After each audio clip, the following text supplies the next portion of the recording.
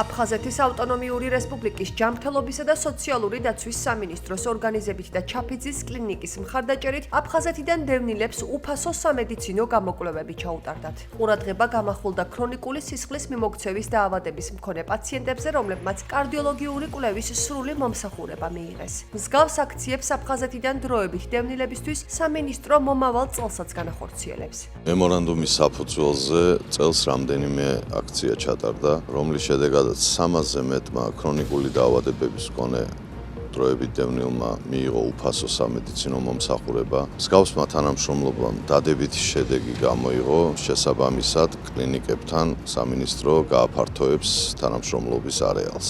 კარდიოლოგიური პროფილით ყველას ჩაუტარდათ ლაბორატორიული ინსტრუმენტული გამოკვლევები, ყველას მიეცათ სათანადო რეკომენდაციები, დანიშნულებები და ვცდილობთ, რომ ეს არსებითი წვლილი შევიტანოთ და პრევენციული ღონისძიებების გატარების შედეგად მრავალი ასობით და ათასობით ადამიანი ვიხსნათ იმ ცუდი ლეტალური გამოსავლისგან, ავადობისგან, გართულებებისგან, რომელიც შეიძლება გამოიწვიოს გულსისხლთა სისტემის დაავადებებმა. მადლიერები ვარ, ცხადია, რომ შეიძლება აფხაზეთიდან დევნილს გულში რაღაცა პრობლემა არ ქონდეს და რომ არა ეს ღონისძიება შეიძლება არც მიმექცია ყურადღება. ჩვენ მორალური და ფიზიკური მხარდაჭერა მიუხედავად 52 წლისა გვჭირდება.